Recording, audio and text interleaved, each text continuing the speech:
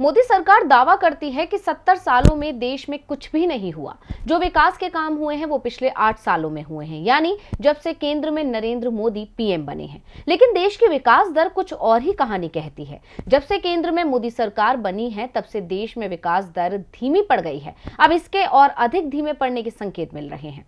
मोदी सरकार सत्ता में आने से पहले ये दावा और वादा करती थी कि देश में विकास की रफ्तार को तेजी से ऊंचाइयों तक ले जाने का काम करेगी। जो काम पुरानी सरकारों ने नहीं किया वो मोदी सरकार में होगा। लेकिन सरकार के दावों के उलट देश की विकास दर लगातार सुस्त होती जा रही है।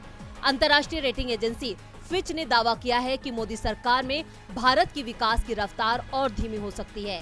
फिच ने देश में बढ़ती महंगाई के कारण अगले वित्त वर्ष के लिए भारत के विकास के अनुमान को 10.3% से घटाकर 8.5% कर दिया है। यानी एक झटके में फिच ने अपना अनुमान 2% कम कर दिया है।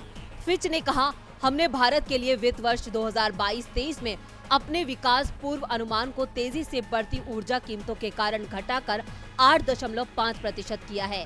इतना ही नहीं, तेल और गैस की कीमतों में उछाल से उद्योग की लागत बढ़ेगी और उपभोक्ताओं की वास्तविक आय में कमी आएगी। फिच ने विश्व सकल घरेलू उत्पाद यानी वर्ल्ड जीडीपी ग्रोथ की वृद्धि के अनुमान को 0.7% से घटाकर 3.5% कर दिया है।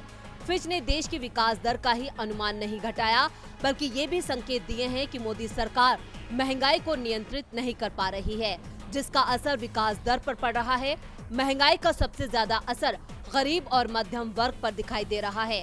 बेतहाशा बढ़ती महंगाई के कारण हर चीज गरीब और मध्यम वर्ग की पहुंच से बाहर होती जा रही है। आसमान छूती महंगाई के कारण घरों के बजट पटरी से उतर चुके हैं।